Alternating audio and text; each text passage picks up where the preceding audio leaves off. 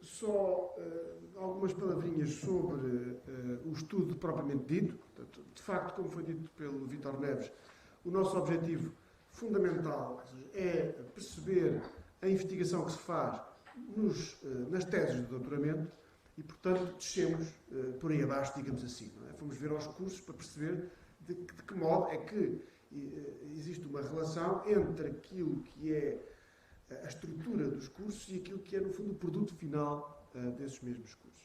E é por isso que vamos aqui abordar hoje, mas vamos dividir a nossa intervenção em três grandes partes. Uma que diz respeito aos planos curriculares dos cursos, de mestrado e de doutoramento.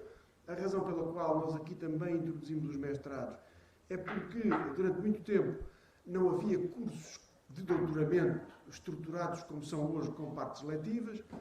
Por vezes, até a parte letiva do doutoramento era, no fundo, um mestrado e, portanto, entendemos que, no fundo, valia a pena estudar, digamos, estes mestrados e também os cursos de doutoramento, mas não vamos estudar as teses de mestrado. Isso seria qualquer coisa, talvez um bocadinho demasiado pesado para o nosso objetivo aqui e fixarmos, apesar de tudo, apenas nos doutoramentos. Bom, há uma nota metodológica que é aqui importante, sobretudo, não apenas ao nível do estudo em si mesmo, mas também da parte que eu vou aqui analisar, que são os planos curriculares. A primeira nota fundamental, e também aqui já foi dito um bocadinho alguma coisa sobre isso, é a escolha das universidades, das faculdades que nós estudamos. Estudámos apenas 5. Isso deveu-se, como sempre, à dificuldade de encontrar, em alguns casos, informação que fosse comparável e que, enfim, que nós pudéssemos verdadeiramente utilizar em algumas universidades que não estas 5. E também porque, num dado momento, enfim, constatámos que 70%, mais ou menos, das teses defendidas em Portugal foram nestas escolas. E, portanto, de alguma maneira, não representava a totalidade do universo, mas era um universo suficientemente representativo para nós identificarmos algumas tendências e algumas dinâmicas.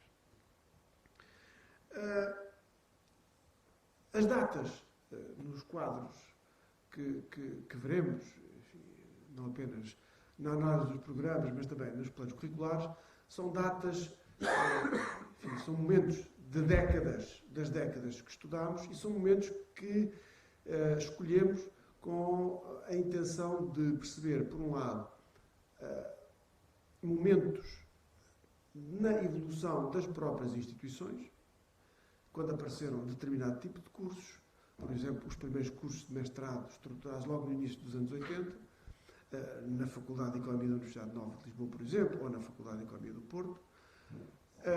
Cursos de doutoramento que acabam por ser, de certo modo, impostos, como devendo ter uma parte letiva, a partir do final desta primeira década deste novo milénio, e que, portanto, todos os cursos de doutoramento deveriam ter uma parte letiva.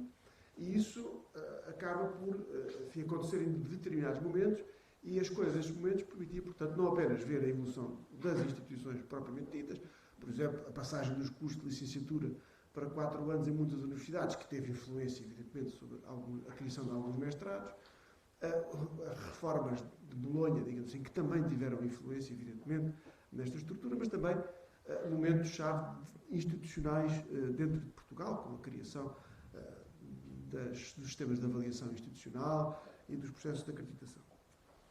Bom, os elementos, talvez a questão mais polémica, alguns dos que aqui estão não tiveram acesso, ou ainda não tiveram acesso ao nosso documento, mas de facto o problema aqui era que cursos é que vamos estudar, é que vamos analisar com mais detalhe.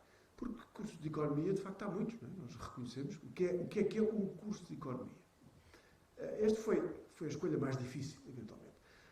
Nós lemos bastantes artigos sobre experiências não portuguesas, porque em Portugal não há muita coisa escrita sobre esta matéria, pelo menos recente, mas nos Estados Unidos, por exemplo, há bastantes coisas escritas sobre isto e, no fundo, ali tem uma grande facilidade, ou uma maior facilidade, que tem a ver com os cursos que são fornecidos pelos departamentos de economia. E os departamentos de economia fornecem 1 ou 2 cursos, não fornecem mais. Muitos cursos que nós consideramos cá de economia e que são fornecidos, inclusive, pelos próprios departamentos de economia, não o são nos Estados Unidos. E, portanto, dessa maneira, nós, no fundo, tentámos ver qual era aquele curso que corresponderia àquilo que se chamaria nos Estados Unidos o curso de economia, o curso de mestrado ou o curso de doutoramento.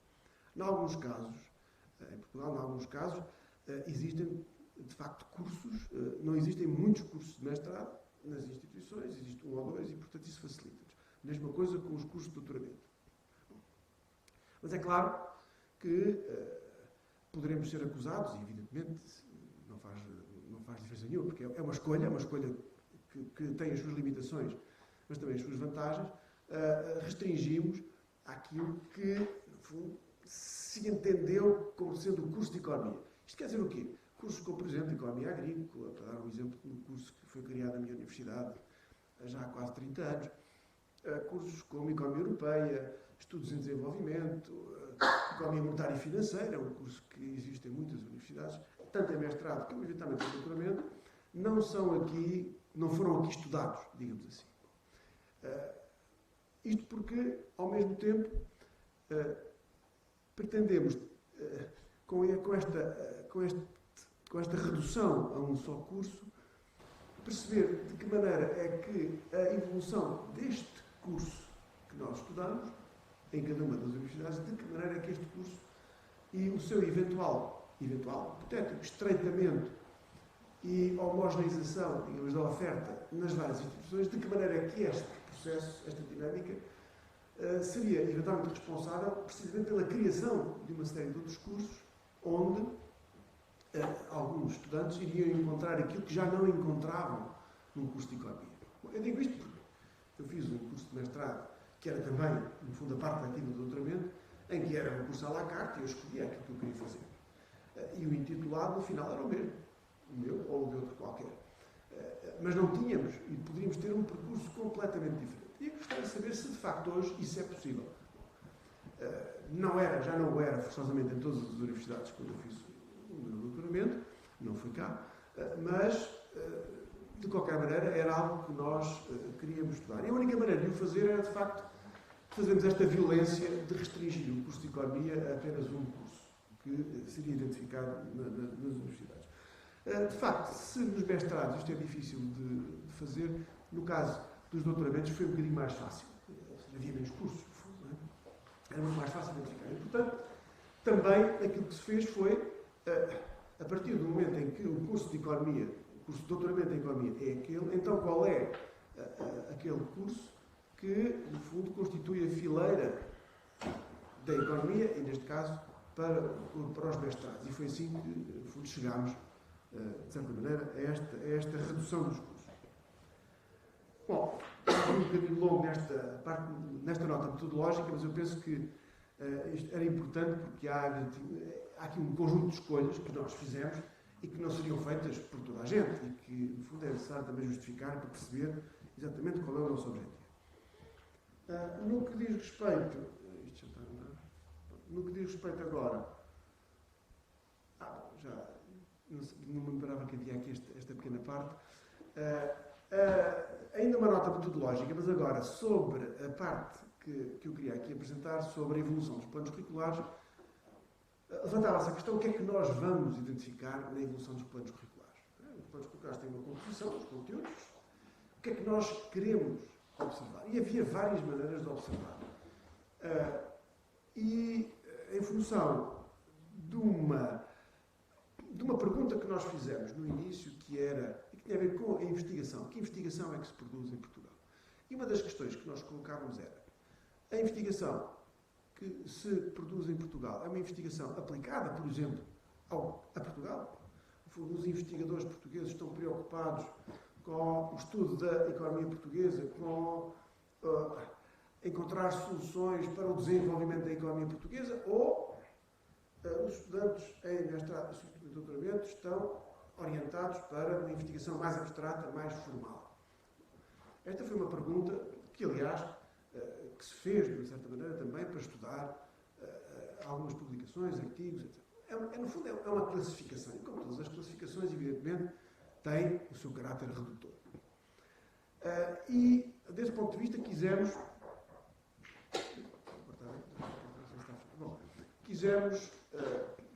no fundo, criar dois grandes grupos e tentar perceber até que ponto é que uma dimensão mais formal versus uma dimensão mais aplicada se podia também encontrar nos planos curriculares. E depois, com esta classificação permitia-nos não só dar resposta a esta questão, aplicabilidade ou formalidade, formalismo ou aplicação, e a outra questão que também nos interessava, que era perceber até que ponto é que os diferentes cursos das diferentes instituições se assemelhavam, se teriam tendência para serem cada vez mais iguais, ou se estas escolas mantinham aquilo que poderia ser as suas idiosincrasias ao longo do tempo.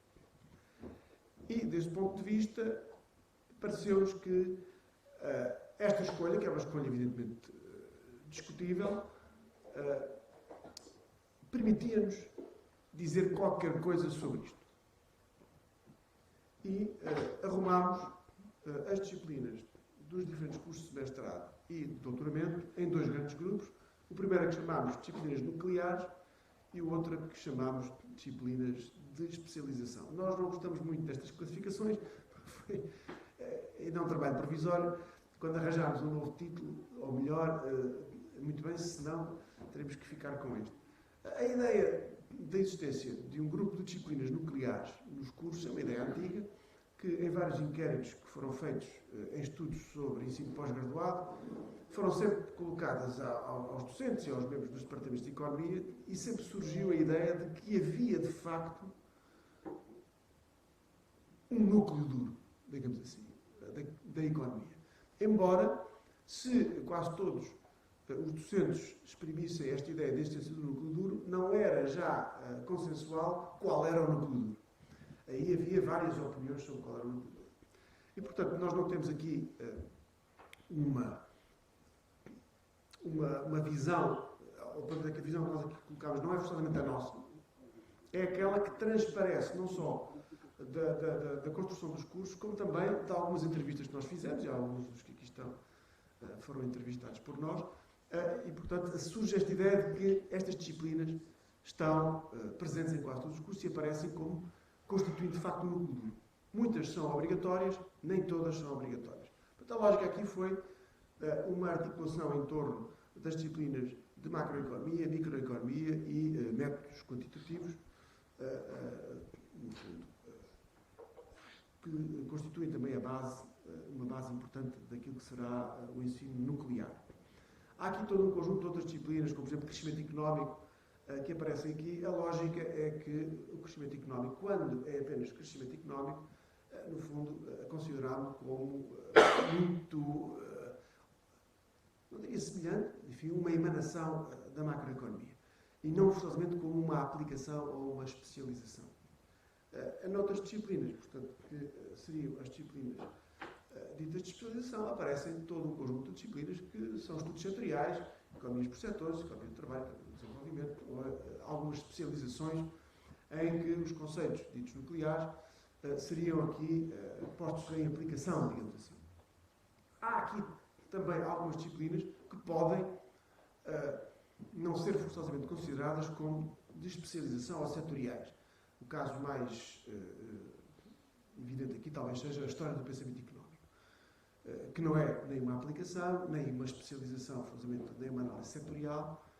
Alguns considerarão, e nos quais eventualmente eu até poderia incluir, como sendo uma disciplina nuclear, de teoria fundamental de teoria económica, mas de facto não é isto que transparece da organização dos cursos, e não parece que se colocasse esta questão em muitos departamentos de economia que a resposta seria essa, ou seja, que não considerariam forçosamente esta disciplina como um elemento fundamental do ensino de economia, pós-graduado, fundamental no sentido nuclear. Não quer dizer que não apareça em muitos cursos, evidentemente. Portanto, com base nesta classificação, então, fizemos uma arrumação destas disciplinas por ano em que dividimos entre nuclear e de especialização. Este quadro, olhando um bocadinho para ele, não é muito fácil perceber tendências, porque há grandes variações, ou pelo menos trends muito claros, embora me pareça, e é isso que talvez valha a pena aqui, talvez, dizer, a tendência, se há alguma tendência que se consegue tipificar, é para uma cada vez maior homogeneização dos cursos no que diz respeito a esta estruturação. Ou seja, os cursos de mestrado, e estes são os cursos de mestrado, aqui neste quadro, são também cada vez mais parecidos em termos do peso atribuído às disciplinas ditas nucleares e às disciplinas ditas de especialização, sendo que, no fundo, podemos dizer que o peso andará à volta de 50%, 50% para cada um destes cursos. Atenção que este estudo não, e eventualmente é algo que poderá ser feito no futuro, este quadro aqui não nos indica que as nucleares sejam disciplinas obrigatórias e que as de especialização sejam disciplinas forçosamente optativas. Não está aqui opção versus obrigatório. Podia ser, aliás, outro elemento a ter em consideração. Mas não é esse que está aqui feito. No que diz respeito aos doutoramentos, temos menos informação, evidentemente os cursos com parte letiva são muito mais recentes do que os mestrados. Aquilo que salta aqui à vista, desde logo, é que estes cursos são, à partida, têm um peso logo muito maior das disciplinas ditas nucleares do que das especialidades. E, em alguns casos, como no curso da Faculdade de Economia da Universidade de Coimbra, em que o peso das disciplinas ditas nucleares é 100%. Só há disciplinas à escolha ou obrigatórias ditas nucleares. E assistimos também aqui, claro, a uma homogeneidade também grande, mas uma homogeneidade que não resulta de uma evolução, que resulta às vezes imediatamente. Ou seja, a própria criação do curso já o vê assim. É claro, são mais recentes e, eventualmente, os processos de acreditação e de avaliação talvez tenham, não digo empurrado, mas talvez tenham sugerido a adoção de uma estrutura deste tipo. Será certamente uma pergunta que faremos hoje à tarde na sessão em que discutiremos o papel da A3S e da FCT. Pronto, estes são alguns dos dados relativamente aos planos curriculares. Agora passaria a palavra à Ana Costa para fazer uma análise dos programas. E peço desculpa, demorei muito mais tempo do que aquilo que devia, mas eu acho que esta nota metodológica aqui era importante.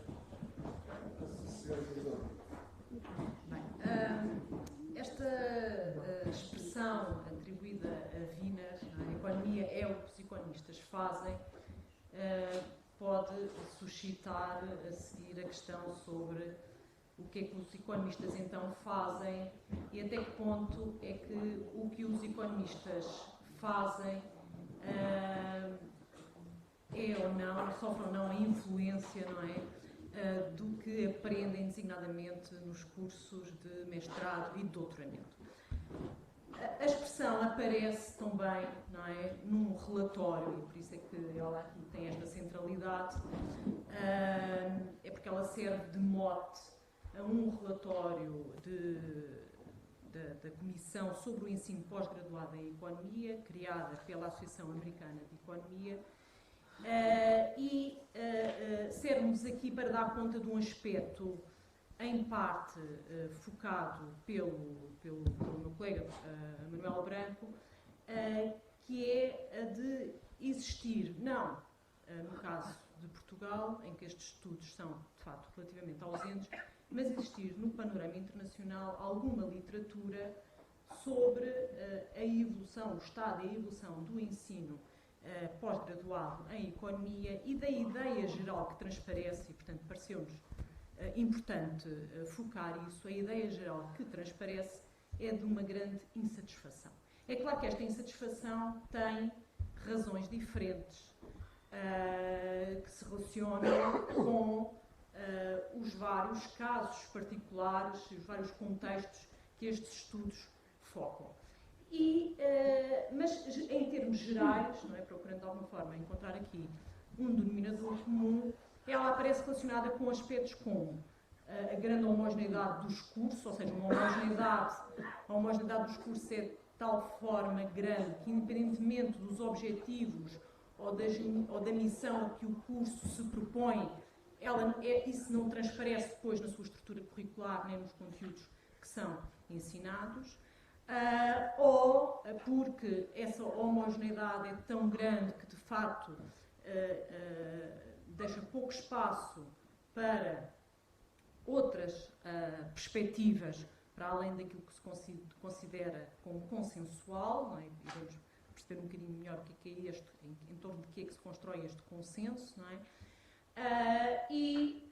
Também, e isso, por exemplo, é uma tónica muito forte neste relatório da Comissão sobre o Ensino Pós-Graduado em Economia, feito nos Estados Unidos, porque há um grande enfoque, não é, sobre as técnicas, os instrumentos, os modelos formais, e depois há um grande desconhecimento da parte dos alunos de uma compreensão acerca dos problemas económicos reais. Aliás, porque este estudo foi um estudo muito mais vasto do que o nosso e, portanto, teve também uma parte de inquéritos feitos aos alunos. Esta questão, vamos então a ir à procura, até porque, por razões que também se prendem com o que foi dito, que tem a ver com estas escolhas que nós fizemos e com a consciência que nós temos da limitação destas escolhas, não é? Do que elas nos podem circunscrever a nossa análise, de irmos mais longe e de procurarmos não só ficar pela estrutura curricular dos cursos, mas de ir aos conteúdos de algumas disciplinas. E, portanto, o que nós fizemos em seguida foi de, será que, um pouco à semelhança do que é identificado nesta literatura internacional, será que também em Portugal, quando olhamos para os cursos de mestrado e doutoramento, e em particular para as áreas da macro e da microeconomia, e que aparecem naquela estrutura curricular há pouco mostrada dentro do que é nuclear, será que elas estão tão bem marcadas por uma forte homogeneidade? Não é? E, portanto, o que nós procurámos fazer foi analisar os conteúdos dos programas. É claro que esta análise tem também aqui alguns riscos, por um lado, e que decorrem de certas limitações e limitações que nós assumimos. Não é? Pronto, em primeiro lugar, dizer que esta escolha, ou seja, a escolha da macro e da microeconomia, portanto, no fundo, o que nós aqui tivemos foi uma galáxia de disciplinas em torno da macro e da microeconomia, não é? Portanto, não procuramos apenas a disciplina macro ou microeconomia, o crescimento económico foi considerado dentro deste universo da macroeconomia, são talvez estes os casos que podem fugir um pouco mais àquilo que é a dominação da macro e da microeconomia, ou, por exemplo, a teoria dos jogos, não é? Dentro daquilo que é a microeconomia. Portanto, o que nós fizemos foi, para aquelas universidades que há pouco foram vistas, para os anos que também foram escolhidos para a nossa análise, procurar, no fundo, para os cursos de mestrado, para os cursos de doutoramento em economia, estas disciplinas e os seus conteúdos programáticos. Agora, olhar para os conteúdos programáticos encerra riscos. O primeiro risco e a primeira limitação decorre do facto de nós estarmos a olhar e estarmos a tomar os programas pelo enunciado dos tópicos que aparecem nesses programas. E, portanto, não temos informação, porque de facto não temos de toda informação, sobre, por exemplo, o tempo despendido, não é, para cada um daqueles tópicos do programa. Não é? Portanto, isso não foi por nós considerado. Também estamos conscientes que há aqui um elemento qualitativo inerente à própria prática docente, não é? Que por dois programas no extremo absolutamente iguais, não é? Podem ser dados de formas muito diferentes, com exemplos em aula também muito diferentes, não é? E, portanto, também estamos conscientes disso. Apesar de tudo, achamos que verificar, perceber a existência desse consenso dessa homogeneidade, seria mesmo assim interessante, não é? E daria mesmo assim ideia, de facto, da existência de um certo acordo, de uma certa convergência, não é? Sobre aquilo que também, no caso da academia em Portugal e dos economistas portugueses, se considera ser aquilo que deve constituir a formação nestas áreas. E, portanto, o que é que se nota? Nota-se, de facto, um pouco à semelhança do que a literatura internacional diz, também verificamos a existência de uma forte homogeneidade, que é ainda maior no caso da microeconomia, não é? Portanto, o exercício que nós fizemos foi, neste caso, estamos a ver os tópicos que aparecem nos programas dos cursos de mestrado na área, portanto, das disciplinas de microeconomia. Portanto, o que nós estamos aqui a ver é que, de facto, sempre, ou seja, todos estes programas abordam estes tópicos, não é? E o que podemos ver a seguir, quando passamos para o caso do doutoramento, é uma grande, também, não só um forte consenso, mas uma grande semelhança face àquilo que também já constituíam os tópicos abordados ao nível do mestrado. Não é? No caso da macroeconomia, verificamos que há aqui uma maior diversidade, uma diversidade que aparece essencialmente por via de uma maior ligação da macroeconomia àquilo que nós podemos chamar problemas económicos reais, ou a casos concretos, a tópicos dentro da política económica. Mas, mesmo assim, não é? Não obstante isso, também aqui encontramos, de facto, uma homogeneidade grande, não é? Portanto, muito em torno, por exemplo, dos tópicos sobre a teoria dos ciclos reais de negócios, não é? Que é um tópico que aparece sempre, sobre questões sobre expectativas racionais e os novos clássicos, sobre a nova economia keynesiana, claro, tópicos sobre política orçamental e política monetária, e verificamos também que, quando comparamos os cursos de mestrado com os cursos de doutoramento, há também uma continuidade, não é, muito grande, aparecem mais um ou outro tópico, não é, que denotam, de facto, também uma maior sofisticação ao tipo, do ponto de vista da formalização, mas há também aqui, de facto, esta grande semelhança. Um aspecto interessante, no caso da microeconomia, que também é algo notado na literatura internacional, é que os tópicos mais recentes, os domínios mais recentes de investigação, por exemplo, da área da economia experimental e da economia comportamental, têm pouca presença nos currículos da área da microeconomia, também em Portugal. Aliás, nós só encontramos, portanto, fizemos uma análise que também teve em conta a bibliografia, não é? E só no caso, portanto, só encontramos referência explícita a isso em disciplinas de microeconomia, de mestrado e doutoramento do ISEG e do ISCTE, e só na disciplina de tópicos avançados de microeconomia 2 no ISCTE é que encontramos referências explícitas em termos bibliográficos, ou seja, em que há, de facto, na bibliografia recomendada a indicação de manuais, não é, da área da economia comportamental.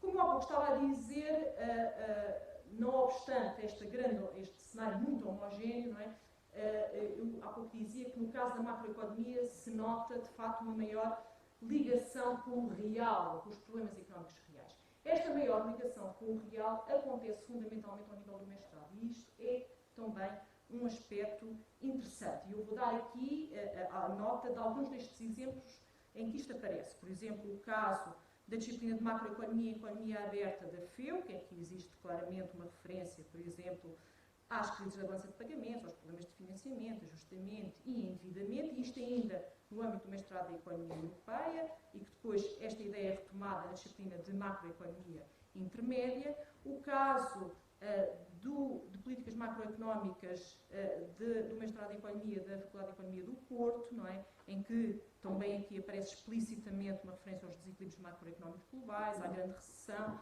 ao tópico sobre reformas e instituições de política macroeconómica na área do euro.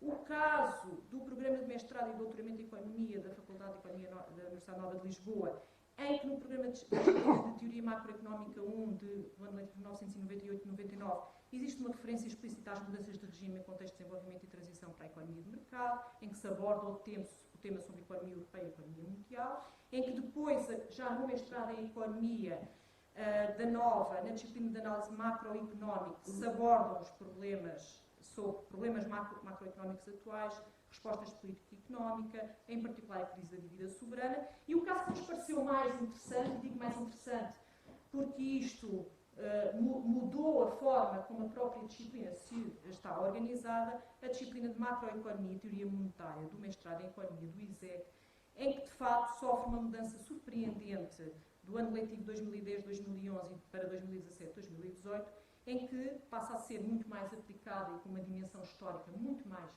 evidente, em que a abordagem da disciplina passa a ser feita com base em estudos de caso, em que o objetivo é exatamente esclarecer como é que a macro e a teoria monetária podem contribuir para a compreensão de problemas económicos reais e em que todo o currículo se articula em torno dos estudos do processo de estagnação da economia japonesa nos anos 90, da Grande Depressão dos anos 30, das crises monetárias do Sudeste Asiático, da crise argentina. Agora, o que é interessante é que, quando nós chegamos ao nível do doutoramento, estes exemplos desaparecem de todo. E, portanto, estes exemplos que aqui foi de alguma forma, que encontramos com alguma frequência, e que, em alguns casos, como este caso do ISEC, no fundo significou até toda uma estrutura de um programa em torno de estudos de caso, desaparece ao nível do doutoramento. E, portanto, ao nível do doutoramento, temos, de facto, uma grande dificuldade de encontrar esta relevância em torno da compreensão de problemas económicos reais. Ela acontece, por exemplo, na disciplina de macroeconomia avançada, e estes são só mesmo estes dois exemplos que nós encontramos, macroeconomia avançada 2 da FEUP, em que não é no programa, mas nos objetivos de aprendizagem aparece a ideia que é importante que os alunos sejam capazes de analisar as propriedades dos modelos de economia aberta e de os relacionar com a informação empírica sobre balança de pagamentos, taxas de câmbio e crises cambiais. E no caso do ISCTE, no programa de tópicos avançados em macroeconomia 1, em que se introduz o tópico sobre a crise financeira e macroeconómica de 2008 e as suas implicações. Não é? Pronto. E, portanto, este cenário, esta análise, leva-nos, de facto, a não só portanto, esta grande homogeneidade existente, como a dificuldade de encontrar uma grande diferença face ao que são os conteúdos programáticos do mestrado para o doutoramento.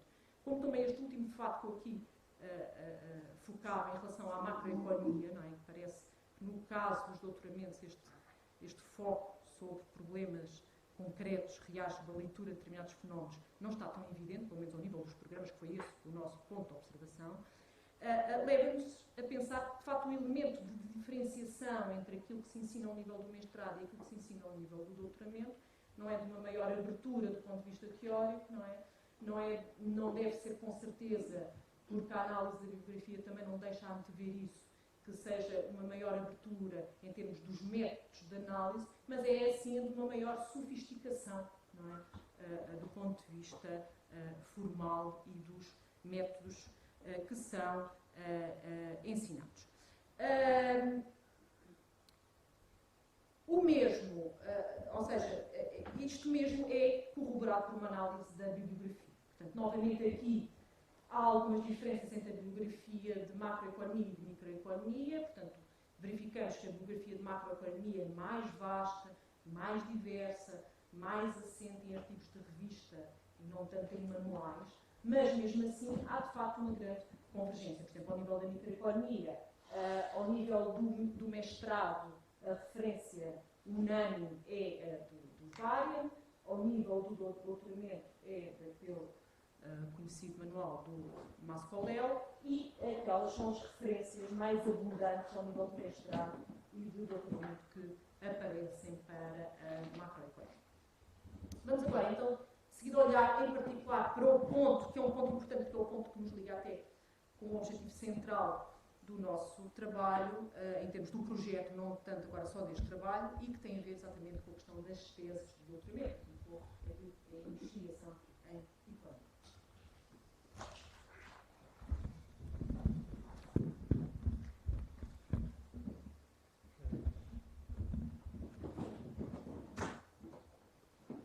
Bom, como a professora Ana disse, eu vou agora apresentar alguns dados sobre a evolução dos doutoramentos em Economia em Portugal.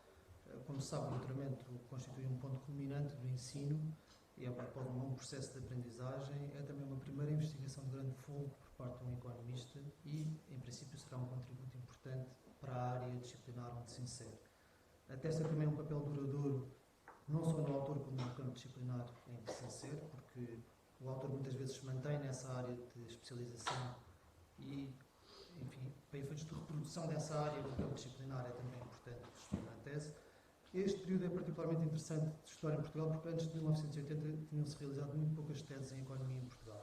O repositório do ISEG indica cerca de 29 teses realizadas entre 1931 e 1971, o que é, sendo que algumas delas foram realizadas no estrangeiro. Portanto, a partir de 1980 há de facto um grande impulso à investigação académica em Portugal. Para consultarmos para listarmos as teses em economia, recorremos à base de dados da Direção-Geral de Estatísticas da Educação e da Ciência, que contém os doutoramentos realizados ou reconhecidos em Portugal desde 1970.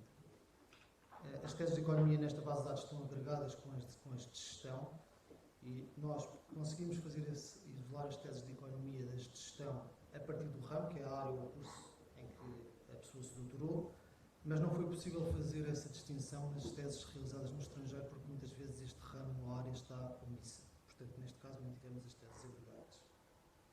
Nas teses realizadas no estrangeiro, como nos interessa o percurso do economista português, consideramos apenas autores de nacionalidade autores com nacionalidade portuguesa. Partimos do pressuposto que a pessoa se tinha formado cá e depois, posteriormente, tinha se dirigido para o estrangeiro para fazer o doutoramento. Nas teses em Portugal, portanto, consideramos as teses realizadas entre 1980 e 2016 e nas teses no estrangeiro entre 1970 e 2016. Olhando para a evolução do número de teses realizadas em economia em Portugal por ano, verifica-se que há uma clara tendência crescente na realização de teses, com grandes aumentos na segunda metade da década de 80, também no virar do século XX para o século XXI, na segunda metade da década de 2000, uma tendência que se manteve crescente nos últimos anos, apesar de alguma aparente quebra no ano 2016.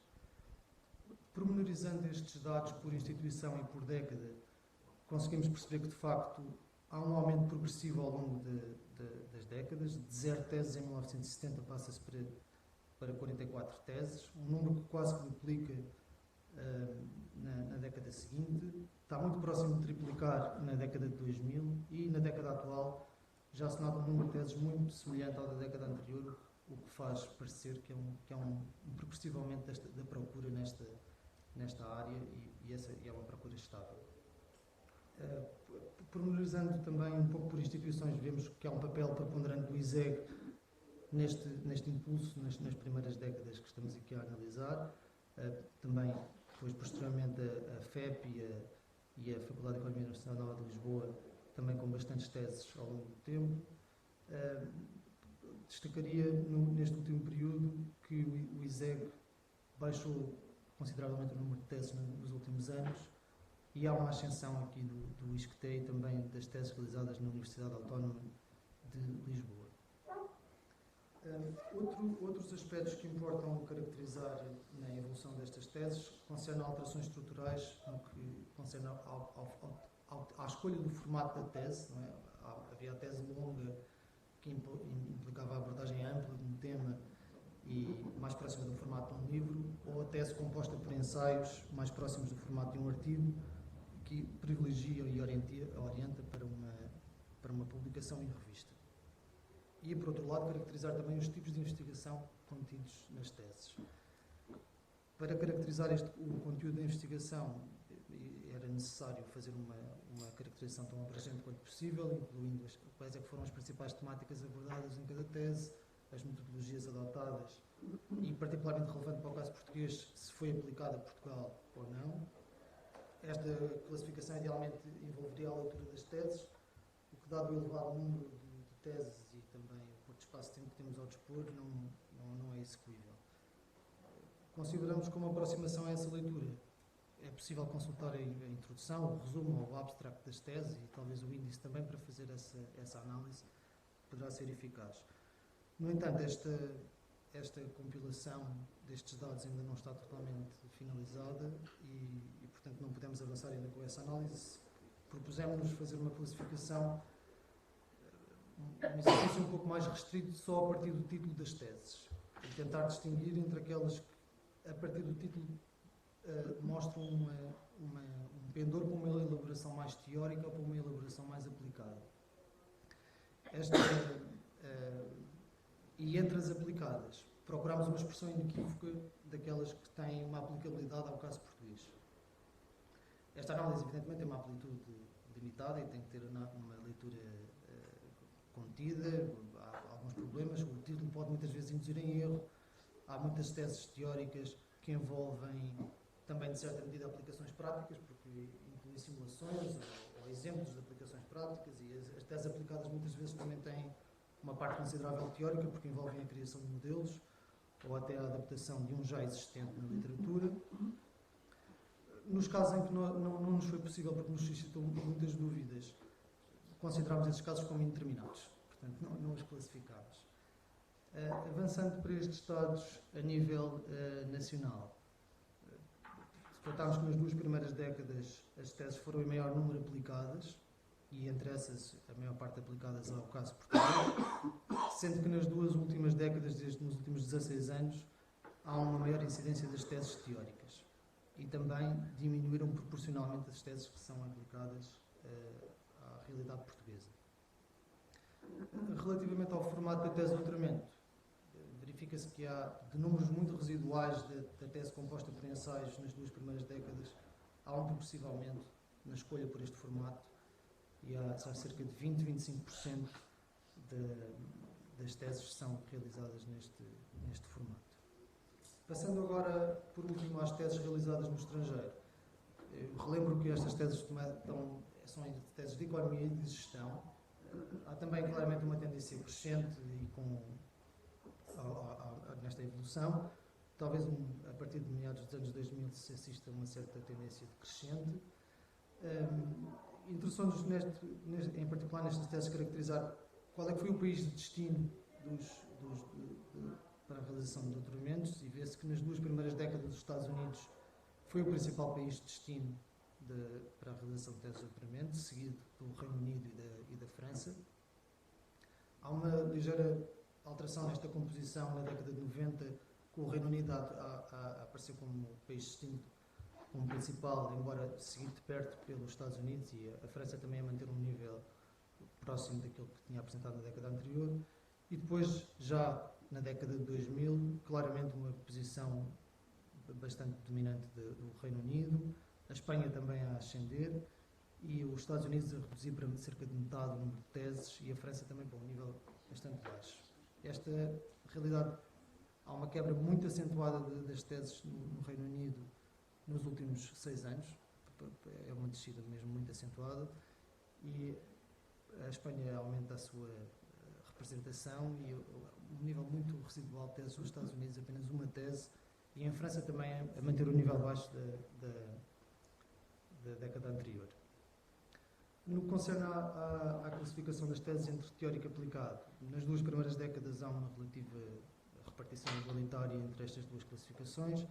Na década de 90, uma ligeira maior incidência de teses teóricas, e nos últimos 16 anos uma maior representação das teses aplicadas. É de salientar que a maior parte das teses aplicadas são aplicadas à realidade portuguesa quando são realizadas no estrangeiro. Por último, em relação ao formato das teses, a tese por ensaios tem uma representação relativamente reduzida. Eu devo relembrar mais uma vez que o facto de se estar a considerar as teses de gestão ao mesmo tempo que as de economia pode enviesar um pouco estes dados em relação tanto as teses realizadas em Espanha, que a maior parte são de gestão, visivelmente pelos títulos, como também a maior parte são muito mais aplicadas do que no caso da economia, e também muitas vezes aplicadas à realidade portuguesa. No futuro, a partir da consulta das teses mais efetivas, esperamos ter dados mais aprofundados do que estes aqui apresentados. Agora passo a palavra à professora Ana. Eu não vou alongar muito nas conclusões. Temos aqui o enunciado de algumas conclusões, e não me vou alongar porque já temos pouco tempo para debater, e porque achamos todos que este exercício é suficientemente interessante, porque estamos aqui ao mesmo tempo numa posição de analisar, mas também de alguma forma, com graus de responsabilidade diferentes, claro está, somos também fazedores, não é, destes cursos, não é, e do formato que eles adotam, não é, e portanto isso será por si só suficientemente interessante para suscitar aqui o debate, e portanto eu não quero alongar muito. Dizer que, claro, que isto é um exercício neste momento que não está ainda finalizado, portanto não está finalizado em alguns casos por dificuldades relacionadas com a base de dados, não é? De acesso a todos os elementos da base de dados. Noutros casos, porque nós também fizemos um conjunto de entrevistas para, de alguma forma, ter em conta algumas das limitações que nós notamos na análise, mas como todas as entrevistas ainda não estão todas tratadas, nós achamos por bem não as incluir nesta análise que estamos aqui a fazer, neste momento, e que estamos a mostrar, dizer apenas que, em termos comparativos, e olhando para os casos internacionais, há aqui, de facto, semelhanças que nós já notámos ao longo do exercício que aqui fizemos, nomeadamente em torno desta grande homogeneidade ao nível da estrutura curricular e dos conteúdos programáticos. Há também algumas diferenças que será de salientar e que têm a ver com aspectos da nossa própria história, não é? Da história da economia da sociedade portuguesa. Em particular, há aqui um elemento que tem a ver, enquanto que em literatura internacional nota-se já um certo recuo, não é? Uma estabilização, em alguns casos até um recuo das teses realizadas. No caso das teses de doutoramento em economia, em Portugal isso não é ainda claro, evidente, não é? Outro aspecto interessante é que em Portugal há todo um processo também de mudança institucional muito forte nestes anos e de criação legal, ou seja, todo este exercício, não é acompanhado por criação de vários dispositivos legais, não é? Desde o RGES, desde decretos-leis especificamente sobre a carreira docente, sobre a criação de mestrados e doutoramentos, a formação da A3Es. Portanto, há todo um aparelho institucional que é criado, não é? Em alguns casos, procura responder àquilo também que tem a ver com o nosso próprio processo de integração europeia, não é? E que é, de facto, um caso particular, não é? Quando olhamos para Portugal. E interessante também aqui de notar, não é? E, portanto, eu não me vou alongar mais nestas conclusões e acho que o que seria interessante seria agora ouvir a nossa plateia. Obrigada.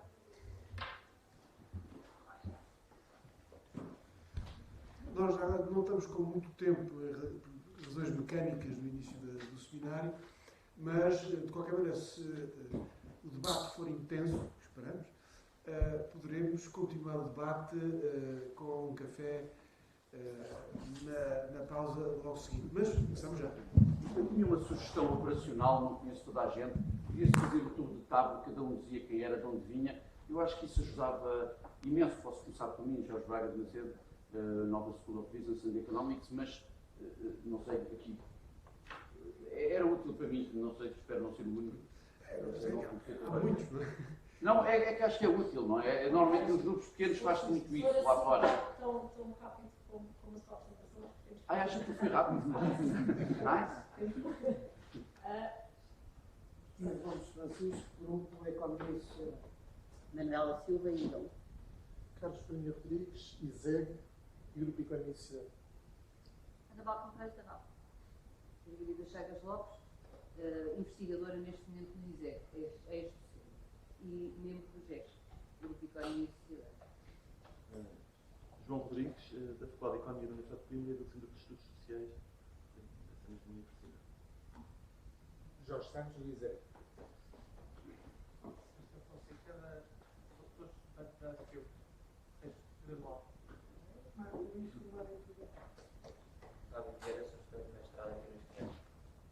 João Coelho Amaral, investigador do ECE do ISEG. Leonardo Costa, sou do Católico do Posto do SES, Centro de Exposição. Diogo Martins, provisoriamente não. Paulo Marques, da Bisqué e do Dinâmico, Departamento de Economia e Dinâmico. Sou aluno da Universidade do ISEG. Daniel Carol, ISEG. Carlos Castelo Branco, ISEG. Vitor Neves, Faculdade de Economia de Coimbra, Centro de Estudos Sociais e sou o coordenador deste projeto que estamos aqui a dar conta do PEPS. José Reis, Faculdade de Economia e Centro de Estudos Sociais. Aurora Teixeira, da Faculdade de Economia de Porto, também do Centro de Economia e Finanças e também do RESPEC. José Varjão, da Faculdade de Economia de Porto. Eu própria, Ana Costa, isto é evidência. Quis ser útil, sinceramente. Mas agora Manuel Branco e Gustavo Helfer. O Dinamo e o Centro Social Administrativo. Então sim, já podemos Bem, atacar. já estamos em família. Atacar. Depois não sei se é necessário o microfone. A sala talvez não seja. Talvez não seja preciso. Não, acho que não. Eu acho que falo alto. Tem a ver com a questão das disciplinas nucleares que referiste. Eu percebo que, obviamente, tem que haver aqui opções e a escolha dos mestrados de doutoramentos faz todo sentido estamos restringidos de recursos e tempo. Mas, na definição daquilo que é nuclear, depois, pelo menos ao nível do mestrado, isso vai ter muito a ver também com qual é o primeiro ciclo que nós temos em economia, porque, por exemplo, estou-me a lembrar de história do pensamento, que obviamente é nuclear e, portanto, ela existe no primeiro ciclo da Faculdade de Economia de Porto, mas que depois, no mestrado, ela não aparece, mas não é porque não seja nuclear, é porque há também uma lógica, pelo menos ao nível do mestrado de Economia, de continuidade. E, portanto, quando se pensa no curso do mestrado de Economia na Faculdade de Economia de Porto, não se pensa apenas no mestrado, mas na continuidade entre o primeiro e os segundos ciclos. E, portanto, pode-se estar aqui, de alguma forma, a dizer não estamos a dar devida importância a determinadas unidades curriculares que são nucleares, mas que, eventualmente, numa visão mais global, primeiro, segundo, terceiro ciclos, ela emergiria naturalmente. Aqui uma questão que tem a ver com a escolha destes mestrados e destes doutoramentos. Se nota, ou seja, eu percebo a razão pela qual vocês escolheram focar-se apenas nos cursos de Economia, ao nível de mestrado e doutoramento, e abandonar áreas como, a não estudar áreas como, sei lá, pensando no ISEG, Desenvolvimento e Cooperação Internacional, Economia, Gestão da Ciência e Tecnologia, por exemplo. Mas a questão é esta. Há alguma relação, mesmo não estudando, entre, digamos, o ecossistema de oferta pós-graduada na área vasta da economia e a natureza dos mestrados e doutoramentos em economia? O que eu quero dizer com isto? Se vocês encontram uma correlação entre uma maior diversidade na faculdade em causa da oferta e uma, digamos, maior diversidade na oferta interna ao mestrado e doutoramento em economia. E até primeiro ponto. Esse é o primeiro ponto. Sei lá, imaginando, a Universidade X tem mais oferta, tem uma maior variedade de oferta, poderíamos supor que também teria uma maior diversidade interna dentro do curso de economia, ou não, porque o mecanismo também pode ser ao contrário, pensando agora em termos de hipótese, ou seja, como há uma maior diversidade de oferta, o curso de economia ser mais afunilado, sendo afunilado mais convergente com um certo consenso. Segunda questão, que tem a ver com a circulação internacional. Quer dizer, nós olhamos para a história da oferta pós-graduada em economia em Portugal, na sua origem, digamos, a primeira oferta chamada, dita ainda nessa altura, de pós-licenciatura, era da Faculdade de Economia da Universidade Nova de Lisboa. E no prospecto original, uma das coisas que aparece lá claramente dita é que a faculdade pretende oferecer uma oferta pós-graduada alinhada com as melhores práticas internacionais. Uma formulação deste tipo. E, portanto, de alguma forma, na origem, se nós olharmos para a origem, e a pergunta é até que ponto é que isso marca o resto. Na origem, se nós olharmos para o prospecto da Nova, está lá muito claramente dito que se quer alinhar Portugal com as tendências internacionais na área da economia, tal como se desenham na viragem dos anos 60 para os anos 80. E, portanto, de alguma forma já está embutido na própria lógica de criação do mestrado e doutoramento em termos de curso, essa ideia de convergir com qualquer centro e, portanto, digamos, a partir, o pioneiro marca um bocado o caminho. E até que ponto é que marca o caminho? Ou seja, até que ponto é que nos cursos, quando eles vão sendo criados, os dados estatísticos, o nuclear não permite esclarecer muito disso. Até que ponto é que, desde a origem, no fundo, já está embutido na lógica de criação do curso de economia essa convergência para a ideia deste tríptico macro, micro e econometria. Essa é a segunda questão. Eu? Olá. Desculpa, não, passa mal. Deve ser privilégio da idade, com certeza. Eu só queria corroborar algumas das. Enfim, concordar com a afirmação da Aurora Teixeira e com a metodologia que está implícita naquilo que ela disse. De facto, nós parece-nos ao Grupo GES que era importante começar pelas licenciaturas, precisamente para se poder fazer uma análise de uma eventual progressão. E pronto, e é importante, não que isso resolva tudo. O facto de se ter dado as licenciaturas não significa necessariamente que a outros níveis e com outra possibilidade de interação não se volta a dar nos estudos mais avançados, mas sentimos de facto essa necessidade de começar pela base, digamos assim. Portanto, o trabalho que estamos a desenvolver no nosso grupo, com a Universidade, é precisamente, estamos ainda numa fase inicial, mas visa precisamente começar pelas licenciaturas e depois beneficiar muito dos trabalhos mais desenvolvidos dos outros grupos, claro, e reciprocamente também estamos naturalmente à disposição. Mas havia uma outra coisa que eu queria sublinhar. Dentro dos aspectos institucionais, que me parecem importantes sempre, há aqui uma outra dimensão que talvez fosse também de ser analisada e que tem a ver com os protocolos estabelecidos entre universidades nacionais e estrangeiras para a realização de mestrados e, sobretudo, de doutoramento. Eu lembro-me que houve, em determinadas fases da nossa história, aquela análise vocês fizeram, né? E acho muito bem, aliás, já me pronunciei sobre o vosso trabalho, mas em determinadas fases havia uma grande tendência, digamos quase uma moda, para, estou-me a lembrar, de colegas da Faculdade de Economia do Porto fazerem mestrados na South Carolina, se não me engano, e na North Carolina. Houve uma altura em que o ISEG fazia muito, doutoramento, peço desculpa, houve uma fase de doutoramento, não é exclusivo, mas quase, em Inglaterra, digamos, portanto, teve muito peso. Isto tem a ver com protocolos também assinados entre as universidades, com a escola de formação dos supervisores e, portanto, talvez se pudesse aprofundar, mais um pouco na história, que eu já posso fazer, se pudesse aprofundar um pouco neste sentido também esta tendência. É só esta pequena ação. Não. Só duas observações muito breves. Eu também partilho das preocupações da Aurora, que nós, de alguma forma, não podemos fazer esta análise desligada do que acontece nas licenciaturas. No fundo, há aqui uma questão que é: o mestrado é um aprofundamento da licenciatura, é o complementar partindo da licenciatura. Portanto, essa questão é importante, porque, de alguma forma, condiciona a própria banda do mestrado.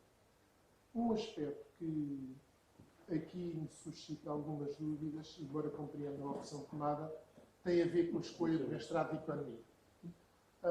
Eu percebo que, se nós quisermos fazer essencialmente uma avaliação do que é o core do ensino da Economia, geralmente numa universidade em que aparecem vários cursos de Economia, quando aparece um curso de Economia sem mais nada, isso geralmente significa que ele, de alguma forma, representa esse tal core em termos de estrutura das práticas do ensino da Economia.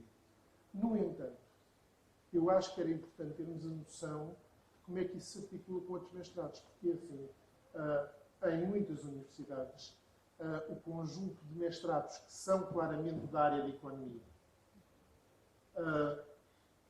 ocupa um número de alunos muito superior àquilo que é o mestrado core de Economia. Ou seja, se eu hoje olhar para a oferta de mestrados do ISEG na área de Economia, mesmo deixando de lado algumas zonas de fronteira, claramente o mestrado dito de Economia representa uma percentagem muito pequena dos alunos que obtêm o mestrado nas áreas de Economia.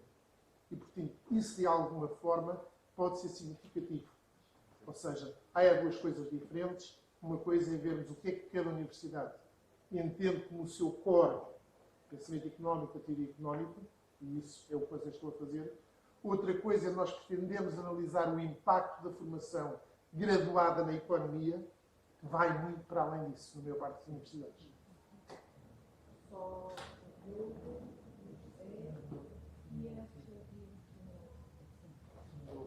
Eu creio que na linha daquilo que o João Luís acabou de elencar, e também por parte do vosso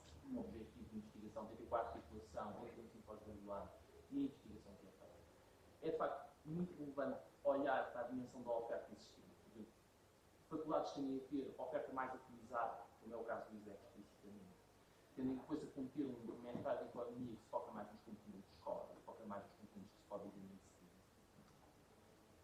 Mas é interessante analisar depois como é que esses mestrados articulam com o doutoramento. Porque o professor Carlos Fernandes Rodrigues acabou de dizer, e eu concordo, de facto, há um número de alunos totalmente superior nesses mestrados ditos não core, quando olhamos em termos quantitativos. Mas quando olhamos em consideração com a articulação do programa de doutoramento, que é o essencial do que vai definir a investigação futura e do que vai acolher esses estudantes, nós vemos que é exatamente esse mestrado de core que não só garante acesso direto ao doutoramento, como boa parte das cadeiras são muito semelhantes ao que tiram boa parte dos conteúdos bibliográficos. Uma pessoa que faça o mestrado de economia diz é que está muitíssimo bem preparado para fazer a parte curricular do doutoramento, e isso não é tão verdade para os outros programas de mestrado, que também, por uma escolha institucional, estão muito preparados para acolher pessoas que, no contexto de Bolonha, provaram a licenciatura, relações internacionais, científico, direito, enfim, portanto, toda esta dimensão institucional é importante. Eu diria que outra das questões, sublinhando sempre o papel mais introdutório que este trabalho tem, eu acho que, de facto, a especificidade institucional conta muito.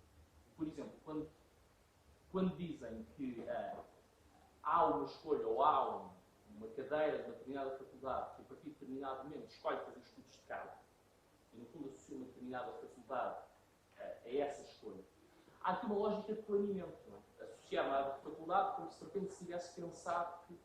A minha experiência não é que as coisas acontecem assim. A minha experiência é que isto é bem mais atuístico e é bem mais personalizado do que isto. Sai uma pessoa que estava a dar aquela cadeira com um determinado perfil, há um constrangimento de recursos humanos, entra uma pessoa que tem um determinado perfil e introduz um determinado programa. Portanto, esta ideia de que há um planeamento central dos cursos é uma ideia quimérica e, portanto, não há exatamente esta associação. Mas pronto, eu estou aqui a fazer claramente parte de uma situação muito delicada, porque há várias pessoas aqui que são coordenadoras de programas de mestrado do ISEG, mas elas vão falar mais disso.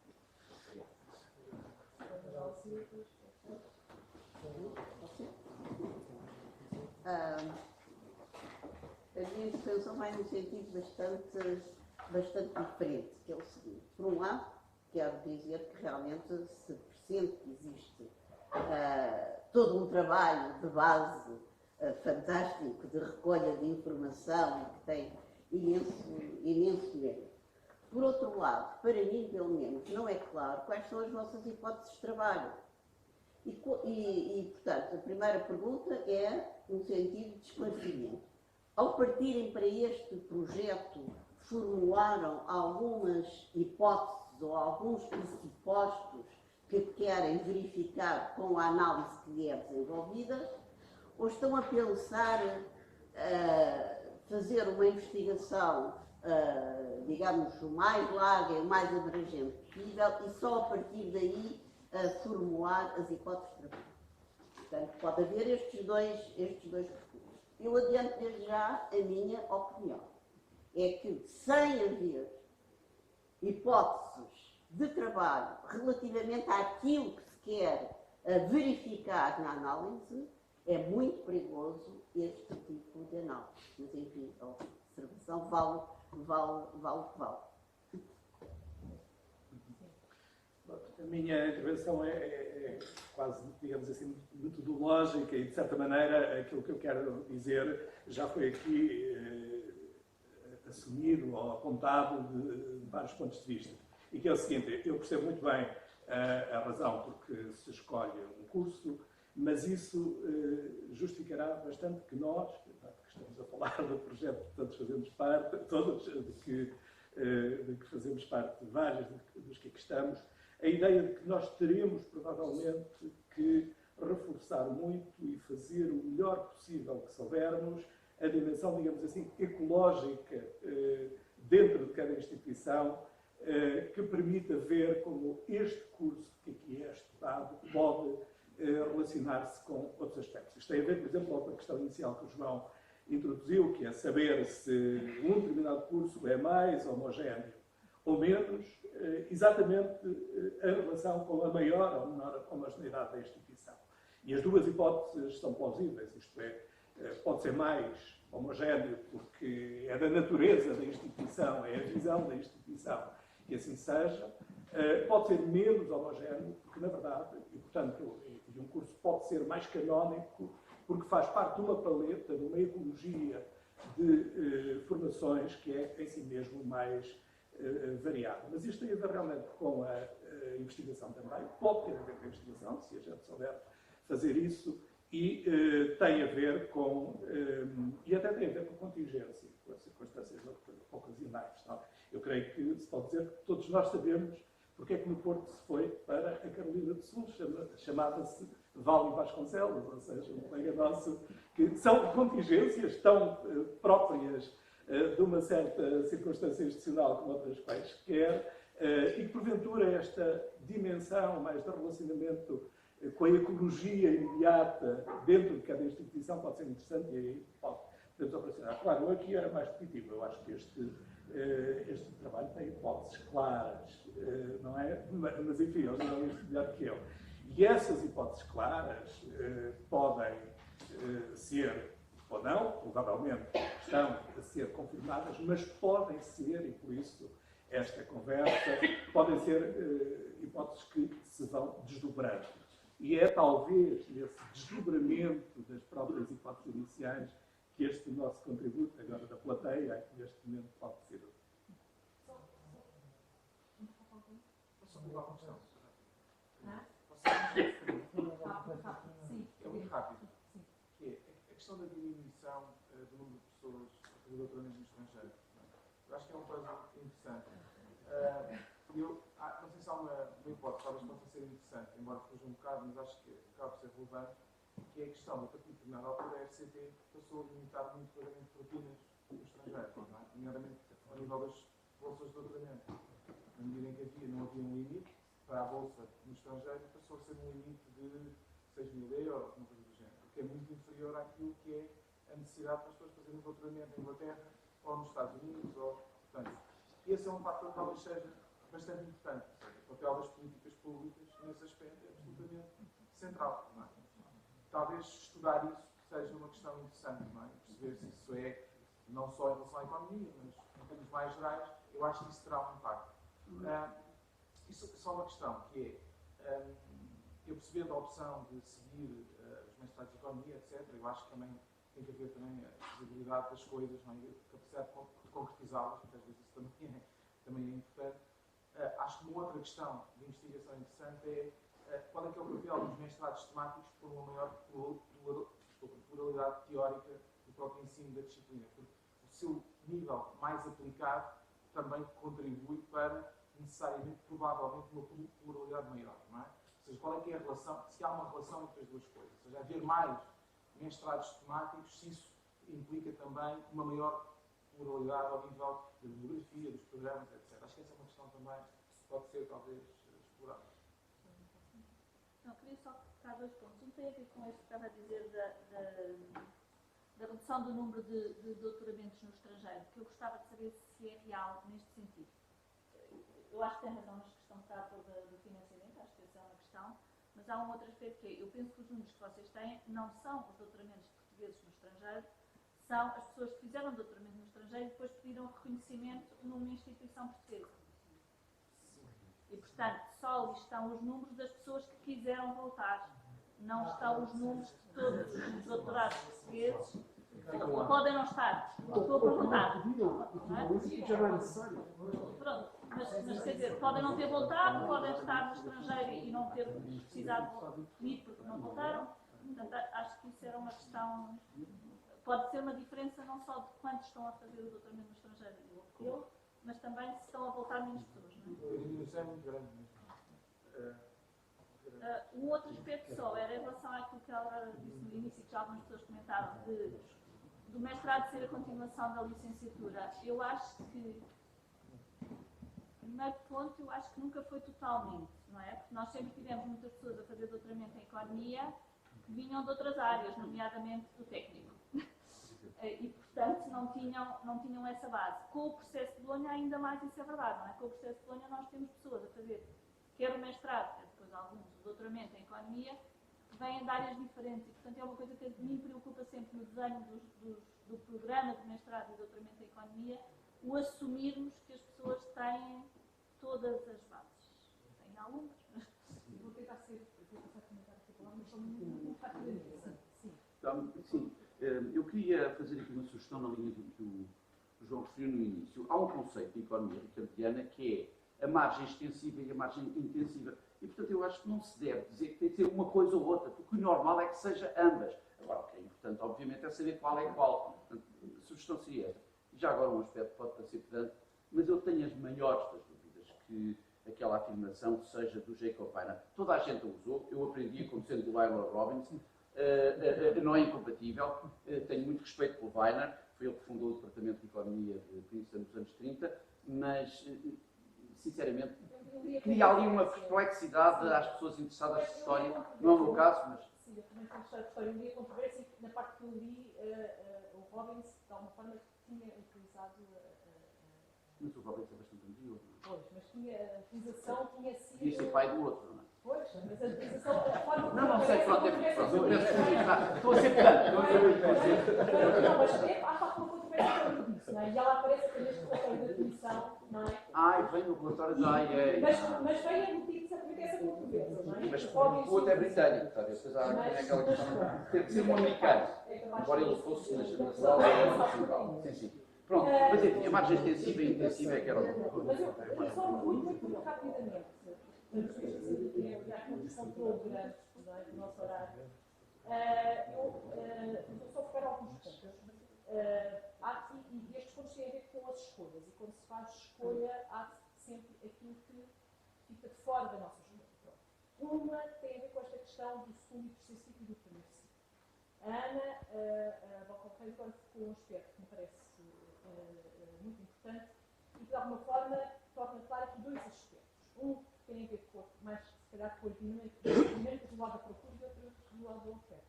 E, portanto, a Ana Balconqueiro está a falar de uma preocupação que tem exatamente a ver com os alunos que procuram esse tipo de formação, não é? E aqui isso é extremamente pertinente.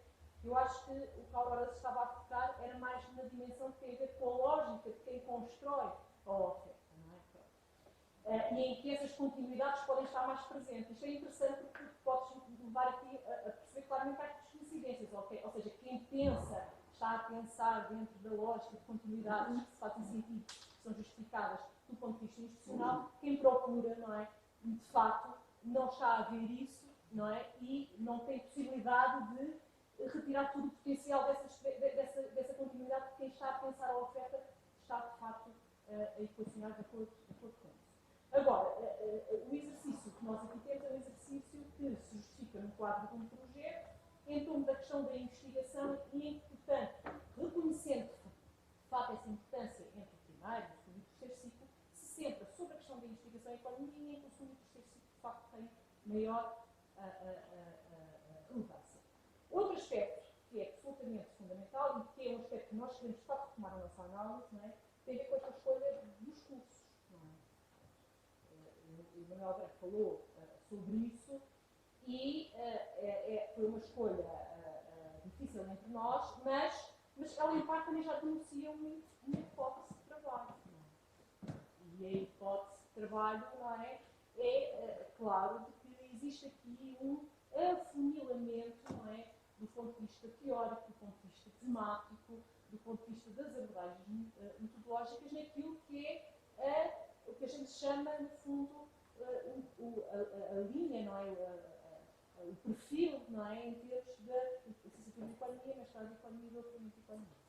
Agora, é claro que isto tem relações diversas no quadro muito diferentes de ter em conta esta ecologia institucional em que elas têm um lugar.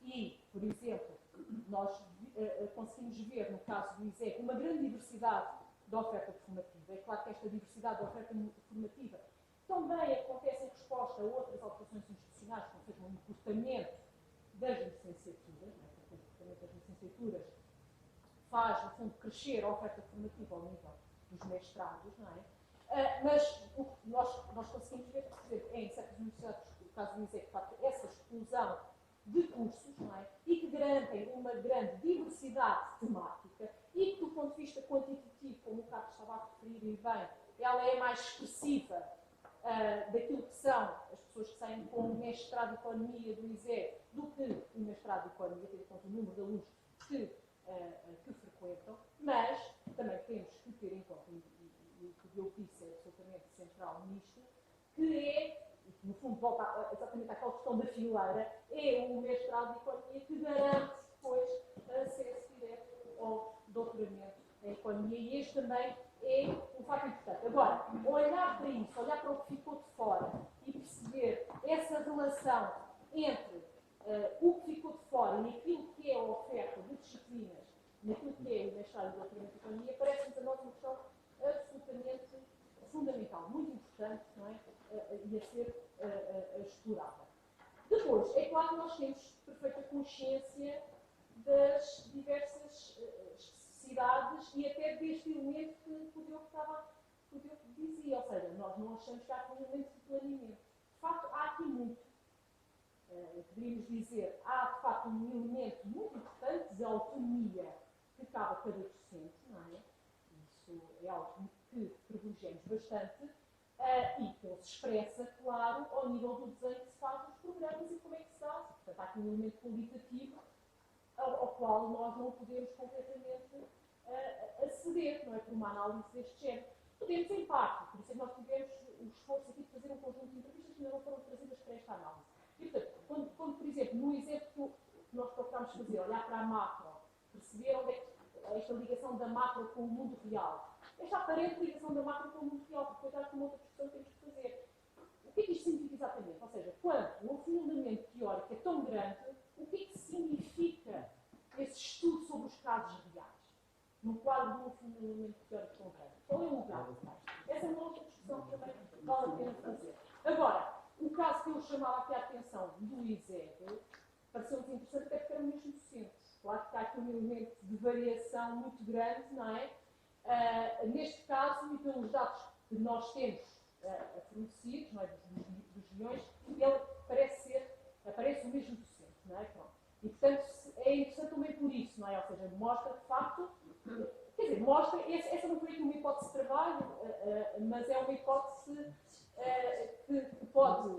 que vem dos nossos dados, é que a crise económica de 2007-2008 teve algum impacto no desenho dos programas, nomeadamente a macroeconomia. Portanto, há uma maior atenção sobre isso, não é? Pronto, não passou completamente ao lado. Não sei se... Eu queria, agora, nós, no fundo, temos que agilizar a coisa.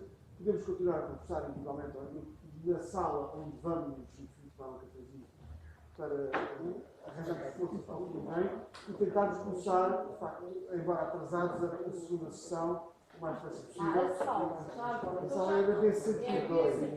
Portanto,